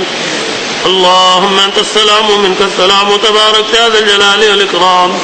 अल्लाहुम्मा अइन्ना अला ज़िक्रिका व शुक्रिका व हुस्नि इबादतिक। अल्लाहुम्मा वफ़्फ़िक़ना लिमा तुहिब्बु व तर्ज़ा। रब्बना आतिना फ़िद दुनिया हसनतन व फ़िल आखिरति हसनतन व क़िना अज़ाबन नार। रब्बना ज़लमना अनफुसना व इन लम तग़फ़िर लना वतरहमना लनकूनन्न मिनल ख़ासिरीन। रब्बना ला तजअलना फ़ितनतन लिलक़ौमिज़ ज़ालिमीन वनज्जिना बिरहमतिका मिनल क़ौमिल काफ़िरीन। रब्बना इग़फ़िर लना व लिइख़वानिना अल्लज़ीना सबक़ूना बिल ईमान वला तजअल फ़ी क़ुलूबिना ग़िल्लन लिल्लज़ीना आमनू रब्बना इन्नका रऊफ़ुर रहीम। अल्लाहुम्मा अरिनल हक़्क़ हक़्क़न वरज़ुक़ना इत्तिबाअह व अरिनल बातिला बातिलन वरज़ुक़ना इज्तिनाबह। اللهم اغفر لي ولوالدي ولجميع المؤمنين والمؤمنات والمسلمين والمسلمات الأحياء منهم والأموات إنك قريب مجيب الدعوات. اللهم اغفر لحينا وميتنا وشاهدنا وغائبنا وصغيرنا وكبيرنا وذكرنا وأنثانا. اللهم من أحييته منا فأحيه على الإسلام ومن توفيته منا فتوفه على الإيمان. اللهم ارزقنا زيارة الحرمين الشريفين وارزقنا حجا مبرورا وسعيا مشكورا وذنبا مغفورا وعملا صالحا مقبولا وتجارة لن تبور. يا عالم ما في الصدور يا عزيز يا غفور يا عزيز يا غفور يا عزيز يا غفور. رب اغفر وارحم وتجاوز عما تعلم إنك أنت العز الأكرم. رب اجعلني مقيم الصلاة ومن ذريتي ربنا وتقبل دعاء. ربنا اغفر لي ولوالدي وللمؤمنين يوم يقوم الحساب. ربنا هب لنا من أزواجنا وذرياتنا قرة أعين واجعلنا للمتقين إماما. رب ارحمهما كما ربياني صغيرا. رب ارحمهما كما ربياني صغيرا. رب ارحمهما كما ربياني صغيرا. ربنا لا تجعلنا فتنة للقوم الظالمين ونجنا برحمتك من القوم الكافرين. يا حي يا قيوم برحمتك نستغيث. إياك نعبد وإياك نستعين. اهدنا الصراط المستقيم صراط الذين أنعمت عليهم غير المغضوب عليهم ولا الضالين. اے الہ العالمین طاعت کی خوبصورتی عطا فرمائیے, گناہ اور برائیوں سے بچائیے. قدم قدم پر حضور پاک صلی اللہ تعالی علیہ وسلم کی کامل اتباع نصیب فرمائیے, کامل مشابہت نصیب فرمائیے. ضالین اور مغضوبین کی پیروی اور مشابہت اور غلامی سے بچائیے. آپ ہمارے ہو جائیے اور ہمیں اپنا بنا لیجیے. اے اللہ حضور پاک صلی اللہ تعالی علیہ وسلم کی ایک ایک ادا اور ایک ایک سنت سے والہانہ محبت عطا فرمائیے. اے اللہ ہماری بھی حضور کی ساری امت کی مغفرت فرمائیے، ہمیں صراط مستقیم پر مضبوط فرمائیے۔ جو گمراہیوں میں ڈوبے ہوئے ہیں یا اللہ، برائیوں میں ڈوبے ہوئے ہیں، انہیں برائیوں سے گمراہیوں سے نکال دیجئے، صراط مستقیم پر انہیں بھی لگا دیجئے۔ گناہگاروں کو نیکوکار بنا دیجئے، گناہگاروں کو نیکوکار بنا دیجئے، اور یا اللہ اپنا کرم فرما دیجئے۔ آپ ہمیں یا اللہ غیروں کے حوالے نہ فرمائیے، ایک لمحے کے لیے بھی غیروں کا محتاج نہ فرمائیے، آپ اپنا ہی محتاج رکھیے، اور یا اللہ ہر طرح سے عافیت عطا فرمائیے، اپنی رضا عطا فرمائیے، ہمارا ایک ایک گناہ معاف کر دیجئے۔ آپ معاف نہ فرمائیں گے تو ہم کہاں جائیں گے؟ یا اللہ آپ کے در پر حاضر ہے، یا اللہ آپ کے در پر حاضر ہے، گناہوں کے انبار ساتھ ہیں، آپ معاف فرما دیجئے، پاک و صاف فرما دیجئے، رحمت کے سمندر میں ڈبو دیجئے، یہی ہمیں معاف فرما دیجئے۔ ہم یا اللہ آپ کو جواب نہ دے سکیں گے، یہاں بھی لرزہ ترسا ہے، وہاں بھی لرزہ ترسا ہوں گے، پاک کر دیجئے، صاف کر دیجئے، صاف کر دیجئے، رحم فرما دیجئے، رحم فرما دیجئے، اے اللہ رحم فرما دیجئے، یا اللہ رحم فرما دیجئے، یا اللہ رحم فرما دیجئے، اے اللہ آپ پر رحم فرما دیجئے۔ حضور کی امتی ہے، آپ کے بندے ہیں، یا اللہ خیر فرمائیے، یا اللہ شرور اور فتنہ سے بچائیے، اے اللہ تمام عرضیں، تمام بیابان سے، مرگ مفاجات سے، حادثات و صالحات سے، بلیات اور دللوں سے، دماغوں سے، غلطہر سے یا اللہ بچا لیجئے۔ اے اللہ ہم آپ کے بندے ہیں، آپ ہی کے بندے رہیں گے، ہمیں بندگی کی توفیق عطا فرمائیے۔ اے اللہ غیار کی غلامی سے بچائیے، دشمنان اسلام کے شر سے، مرغے سے بچائیے، حرمین شریفین کی حفاظت فرمائیے، بیت المقدس کو آزاد کرا دیجیے، یا اللہ اپنا رحم فرما دیجیے، ہماری دعوت اعمال کو معاف کر دیجیے، دعوت اعمال کو معاف کر دیجیے، یا اللہ بڑے گنہگار ہیں، سہکار ہیں، یا اللہ سہکار ہیں، ہماری دعوت اعمال کو معاف کر دیجیے۔ آج مسلمانوں پر مصیبتیں ٹوٹ رہی ہیں، رحم ڈھائے جا رہے ہیں، اے اللہ دشمنان اسلام کو یا اللہ آپ پکڑ لیجیے، عبرت کا نمونہ بنا دیجیے، ان کے شر سے مسلمانان عالم کو بچا لیجیے، حرمین شریفین کو بچا لیجیے، اے اللہ کشمیر کو آزاد کرا دیجیے، اے اللہ جہاں جہاں بھی مسلمان کفار سے نبرد آزما ہے ان کی مدد فرمائیے، ان کی مدد فرمائیے، حق کا بول بالا فرمائیے، باطل کا منہ کالا فرمائیے، اے اللہ مظلومین کی امداد فرمائیے، ظالموں کو عبرت کا نمونہ بنائیے، اے اللہ ہم آپ کے بندے ہیں، بڑے گندے ہیں، ہمیں پاک و صاف فرما دیجیے، ہمیں یا اللہ مخلوق کے حوالے نہ فرمائیے، آپ اپنا ہی محتاج رکھیے، اے اللہ اپنی مہربانی سے مالا مال فرمائیے، ہمیں یا اللہ عقل سلیم عطا فرمائیے، فہم دین عطا فرمائیے، فکر آخرت عطا فرمائیے، نیک اعمال کی توفیق عطا فرمائیے، گناہ اور برائیوں سے بیدار فرمائیے، اے اللہ حضور کی ساری امت پر رحم کی نظر فرمائیے، رحمت کی نظر فرمائیے، یا اللہ رضا کی رحمت کی نظر فرما کر اپنا کرم فرما دیجئے، صراط مستقیم پر لگا دیجئے، ہم سب کو نیک اور ایک بنا دیجئے، اے اللہ حضور کی کشتی کا سوار بنا دیجئے، اور یا اللہ حضور پاک صلی اللہ تعالی علیہ وسلم کا ساتھ نصیب فرمائیے، آپ کے جنت کے نیچے جگہ عطا فرمائیے، آپ کی شفاعت نصیب فرمائیے، آپ کے حوض کوثر سے خوب خوب سیراب فرمائیے، قیامت کی ہولناکیوں سے بچائیے، ان صراط سے گزرنا آسان فرمائیے، بغیر حساب کتاب کے جنت عطا فرمائیے، جنت کی تمام نعمتیں عطا فرمائیے، سب سے بڑی نعمت اپنا دیدار خوب خوب اور ہمیشہ نصیب فرمائیے، اے ارحم الراحمین جہنم کی آگ سے، قبر کے عذاب سے، دنیا کے عذاب اور فتنوں سے بچا لیجیے، اے اللہ ہماری سب کی مغفرت فرمائیے، ہم میں سے ہر ایک کے ماں باپ کی مغفرت فرمائیے، آبا اور اجداد اور امہات کی مغفرت فرمائیے،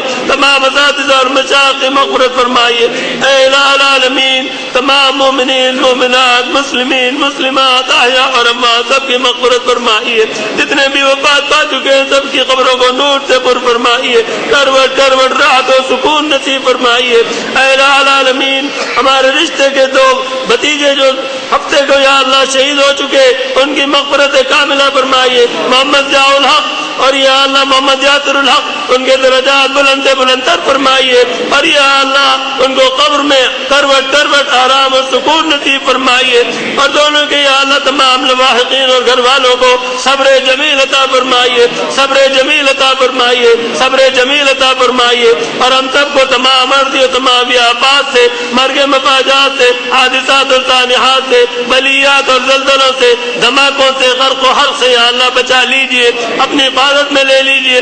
اے اللہ مجھ سے بھی، میرے پاس بیٹھنے والوں سے بھی، دین کے خادموں سے دین کا خوب خوب کام لیجئے، ہر طرح حفاظت فرمائیے، ہر طرح حفاظت فرمائیے، ہماری بھی، ہماری مسجدوں کی، اور یا اللہ نمازیوں کی، مسلمانوں کی، سب کی حفاظت فرمائیے، اور یا اللہ اپنا کرم فرمائیے، اپنی مہربانی سے مالا مال رکھیے۔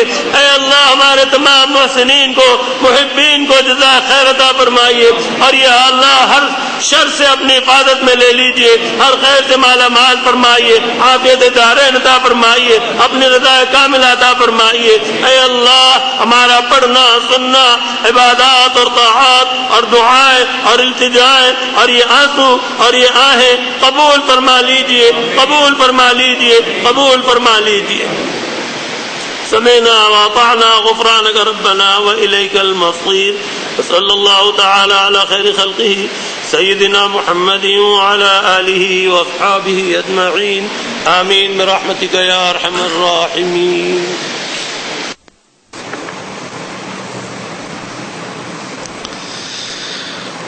الحمد لله رب العالمين الرحمن الرحيم مالك يوم الدين،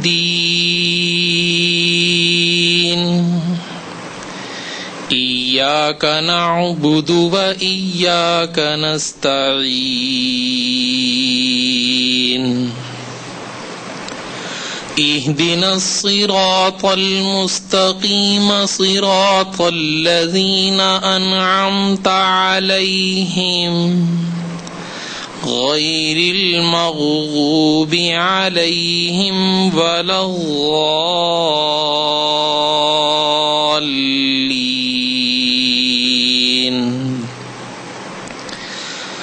الرحمن علم القرآن خلق الإنسان علمه البيان، الشمس والقمر بحسبان والنجم والشجر يسجدان، والسماء رفعها ووضع الميزان ألا تطغوا في الميزان، وأقيموا الوزن بالقسط ولا تخسروا الميزان، والأرض وضعها للأنام فيها فاكهة والنخل ذات الأكمام والحب ذو العصف والريحان، فبأي آلاء ربكما تكذبان؟ خلق الإنسان من صلصال كالفخار، وخلق الجان من مارج من نار، فبأي آلاء ربكما تكذبان؟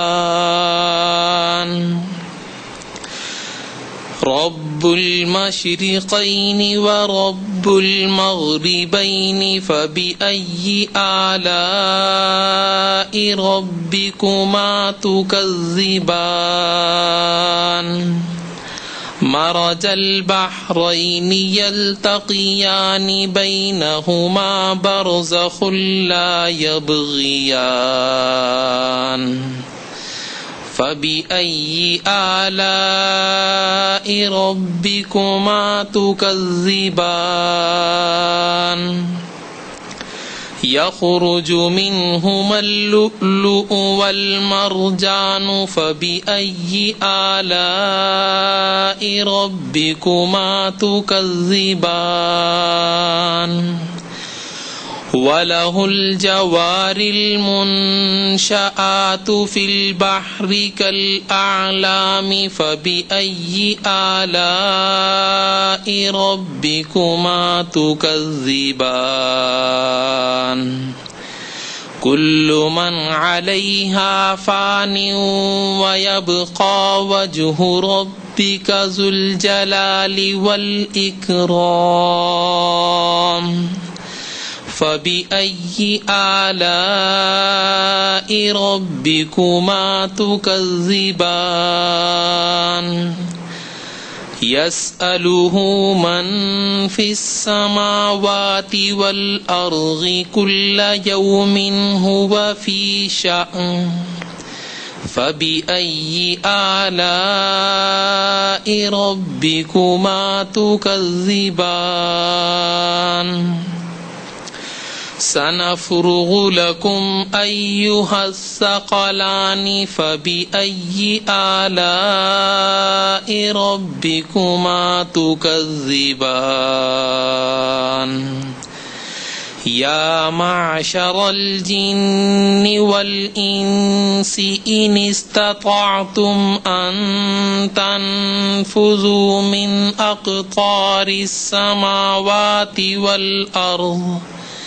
من أقطار السماوات والأرض فانفذوا لا تنفذون إلا بسلطان فبأي آلاء ربكما تكذبان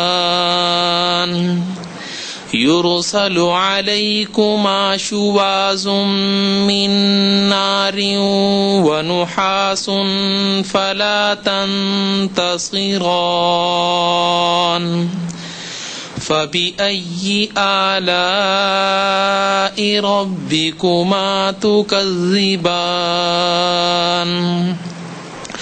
فإذا انشقت السماء فكانت وردة كالدهان فبأي آلاء ربكما تكذبان فيومئذ لا يسأل عن ذنبه إنس ولا جان فبأي آلاء ربكما تكذبان يعرف المجرمون بسيماهم فيؤخذ بالنواصي والأقدام فبأي آلاء ربكما تكذبان هذه جهنم التي يكذب بها المجرمون يطوفون بينها وبين حميم آن فبأي آلاء ربكما تكذبان ولمن خاف مقام ربه جنتان فبأي آلاء ربكما تكذبان ذواتا أفنان فبأي آلاء ربكما تكذبان فيهما عينان تجريان فبأي آلاء ربكما تكذبان فيهما من كل فاكهة زوجان فبأي آلاء ربكما تكذبان متكئين على فرش بطائنها من استبرق وجنى الجنتين دان فبأي آلاء ربكما تكذبان فيهن قاصرات الطرف لم يطمثهن إنس قبلهم ولا جان فبأي آلاء ربكما تكذبان كأنهن الياقوت والمرجان فبأي آلاء ربكما تكذبان هل جزاء الإحسان إلا الإحسان فبأي آلاء ربكما تكذبان ومن دونهما جنتان فبأي آلاء ربكما تكذبان مدهامتان فبأي آلاء ربكما تكذبان فيهما عينان نضاختان فبأي آلاء ربكما تكذبان فيهما فاكهة ونخل ورمان فبأي آلاء ربكما تكذبان فيهن خيرات حسان فبأي آلاء ربكما تكذبان حور مقصورات في الخيام فبأي آلاء ربكما تكذبان لم يطمثهن إنس قبلهم ولا جان فبأي آلاء ربكما تكذبان متكئين على رفرف خضر وعبقري حسان فبأي آلاء ربكما تكذبان تبارك اسم ربك ذي الجلال والإكرام